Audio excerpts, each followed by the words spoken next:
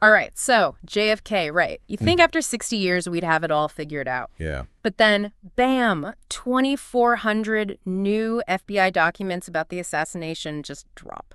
It is surprising, especially when you consider that Congress ordered all those files to be released by 2017. Right. Makes you wonder what else is hidden away somewhere. Yeah. So if you could pick one document, like the holy grail of JFK revelations, what would it be? Well, a lot of these files are probably kind of boring, Mm-hmm. like financial records or stuff from people who aren't really that important. Yeah, okay. But imagine finding a detailed report from like one of Oswald's close friends from right before the assassination. Oh, wow. Something firsthand, maybe something totally new. Now, that would be huge. Yeah, like a direct look into Oswald's world, his motives, maybe even connections to other people. Exactly. Well, speaking of connections, there's Congresswoman Anna Paulina Luana, right? She's heading this new task force about government secrets, and she's been pretty vocal about believing there were two shooters. Do these new documents support that at all? So there's one that really sticks out. It's a memo from J. Edgar Hoover, written just days after the assassination. Wow. He's clearly worried about witness statements that contradict the single shooter theory. So he's thinking there might be more to it? He doesn't say there are two shooters, but his concern definitely raises some questions. So we should be open to that possibility, too. Well, we need to be careful. I mean, Hoover, like everyone else at the time, was dealing with a lot of confusing information. Yeah. These new documents might clear things up or maybe make things even more confusing. We have to look at the evidence before jumping to conclusions. Right, of course. It wouldn't be a true JFK mystery without a few more twists and turns. Exactly. And that's what makes this so exciting. It's like a chance to look at everything again with fresh eyes. Yeah. Maybe finally answer some of these big questions that have been around for decades. Like the whole Lee Harvey Oswald question, right? Lone gunman, patsy, something else entirely. We know the CIA was watching him before the assassination. Yeah, and one of the new documents actually shows that the CIA was trying to get into pro-Castro groups in Mexico City just weeks before the assassination. Seriously? Yeah, and guess who else was in Mexico City around that time trying to get a visa to Cuba?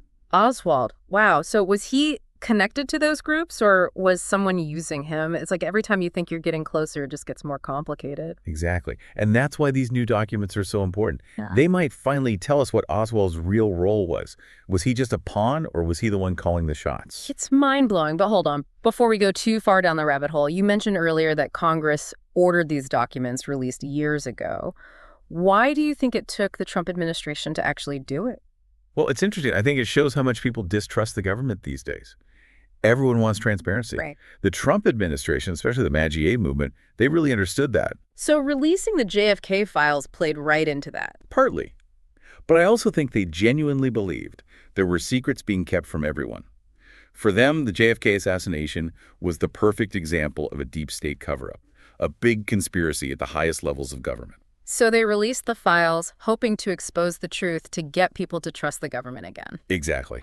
Whether that worked or not, well, that's debatable. Yeah, it definitely got people talking about JFK again. Everyone wants to see these documents. Any idea when they'll actually be released? Well, Trump ordered a 14-day deadline to have a plan for releasing the documents. They met the deadline. Oh, okay. But they haven't released the actual plan yet, which is frustrating.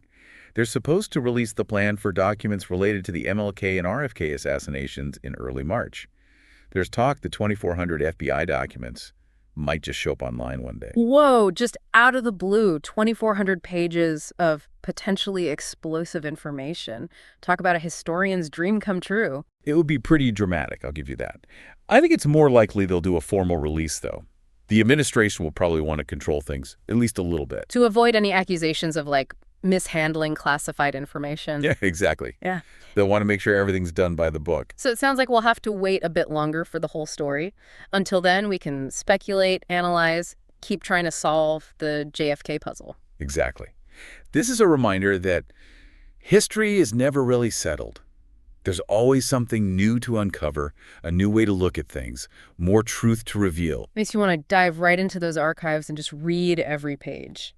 I have to admit, I'm a little tempted myself. Maybe we can do that together sometime.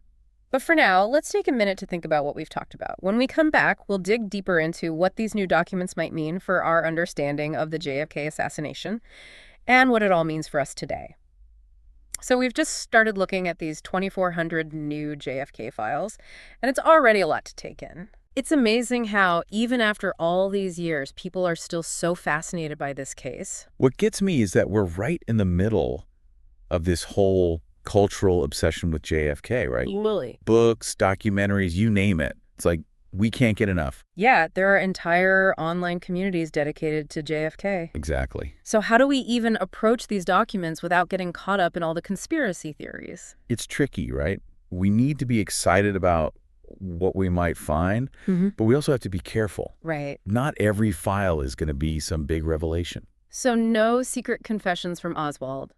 No smoking guns hidden away in there. Probably not. But that doesn't mean they're not important. Okay. Even little details can help us understand what really happened in Dallas. Like those forensic shows where they find a tiny fiber or something and suddenly the whole case breaks open. Exactly. And that's what's so cool about history. Yeah. Sometimes the smallest thing can lead to a big discovery. Okay, so how do we sift through all this stuff?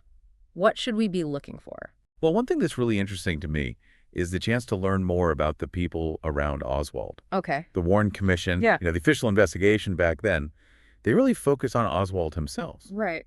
But what about his friends? The places he hung out, the things he believed in? You mean like a bigger picture of Oswald?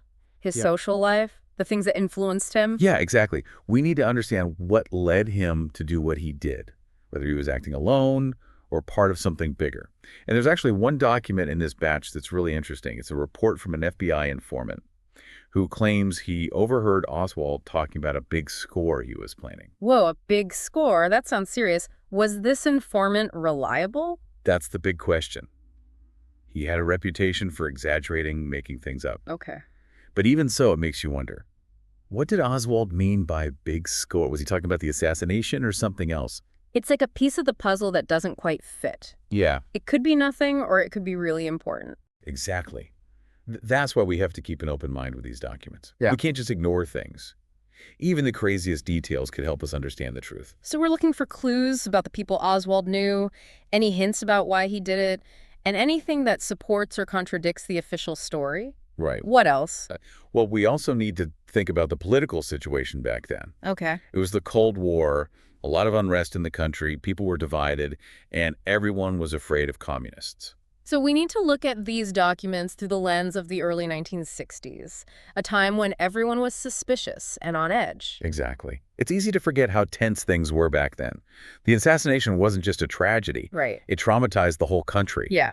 And that definitely affected how people saw what happened and the investigations that followed. It's like trying to understand a painting without knowing anything about the artist or when it was made. Exactly. We need to understand the historical context to really get the full picture. Okay, that makes sense. Speaking of the bigger picture, I keep thinking about how it took the Trump administration, specifically the Men movement, to finally release these documents. What does that tell us about politics today, about the relationship between the government and the people? That's a tough one. The MAGA movement really tapped into this deep distrust of the government. Right, like people feeling like they're being lied to. Yeah, exactly. They believed the truth was being hidden from them. Releasing the JFK files was a way to expose those secrets, to hold the government accountable. So they wanted to be transparent, to earn back people's trust. Well, partly, but it was also about making people even more skeptical. Okay.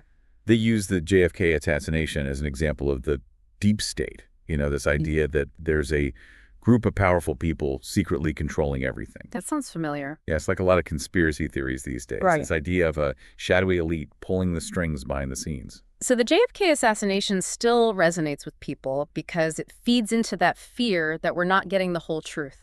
Exactly. And with these new documents, it feels like we're getting a chance to look behind the curtain. To see if those fears are justified? Yeah. Wow. These documents could either confirm what we think we know or totally change our understanding of the assassination and who was involved. Either way, it's going to be fascinating. Totally. It's a chance to dig deeper into one of the biggest mysteries of the 20th century. And who knows, maybe we'll learn something about ourselves along the way, about how we see the truth and how the past still affects us today. That's the thing about history. It's not just about facts and dates. Right. It's about understanding who we are and how we got here.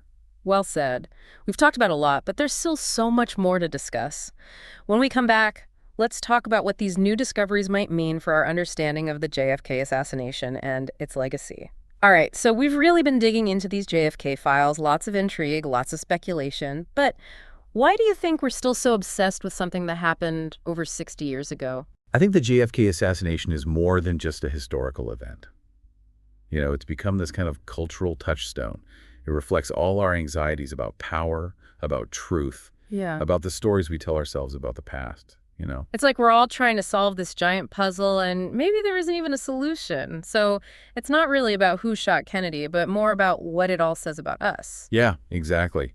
And these new documents, whatever they say, they really make us confront that uncertainty. They challenge the stories we've created around the assassination. So let's say, just hypothetically, these documents actually do show some big problems with the official story. What would that mean for how we see history? Not just JFK, but history in general. I think it would remind us that history isn't some, fixed objective truth. Right. It's constantly changing, being shaped by new evidence, new ways of thinking, and a lot of times by the people in power. That's a little scary. Makes you wonder if we can ever really know the whole truth about anything. I think that's the challenge with studying history. We're always dealing with incomplete information, biased viewpoints, Yeah. and we have our own limits to what we can understand. So even with these 2,400 documents, we're still only getting a partial picture. Yeah, but each piece, even the little ones, helps us understand a bit more. Helps make the picture a little clearer, a little more complete. I see what you mean. It's like we're adding to this giant painting, one brushstroke at a time. But what about how these documents apply to today? Are they relevant to the problems we're facing now? Oh, absolutely. The questions we ask about the JFK assassination are just as relevant now as they were back then. Things like government transparency, holding people in power accountable, Right. the balance between national security and the public's right to know. Yeah, those are issues we're still dealing with today, with all the surveillance, the fake news, and the political divide. Exactly. And the JFK assassination reminds us that people in power can abuse that power. They can twist the truth. We always have to be vigilant, especially in a democracy. So what's the takeaway for everyone listening? What should they be thinking about as they wait for these documents to be released and analyzed? I'd say embrace the uncertainty. Don't just take any story at face value, whether it's the official one or some conspiracy theory.